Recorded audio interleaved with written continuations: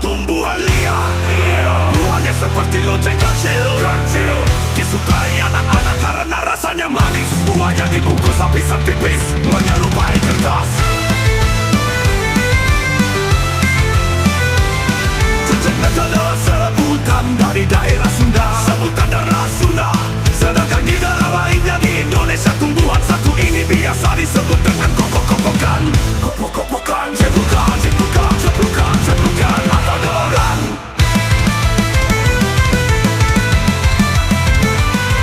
Buah dari tumbuhan cecenglet kerap kali diburu oleh anak-anak kecil. Anak kecil karena mempunyai rasa yang manis, asam dan segar. Manis, asam dan segar.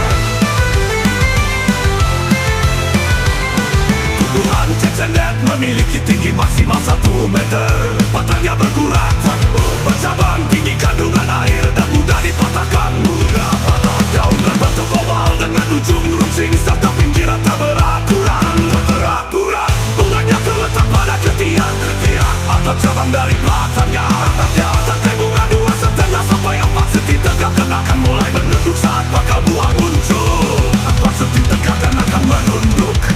Buah cecenglet dibungkus kelopak yang menggelembung tipis, berbentuk bulat dengan ujung meruncing, mirip seperti kertas tipis. Kelopaknya berwarna hijau saat masih muda, berwarna kuning saat buah mulai matang. Kering kecoklatan, kondisi terlalu matang. Kering cepat kalau sudah tua. Buahnya berwarna hijau saat masih muda dan akan berubah menjadi kuning keemasan jika sudah matang. Ukuran 21 sampai 1,5 cm, mempunyai rasa manis, asam dan segar.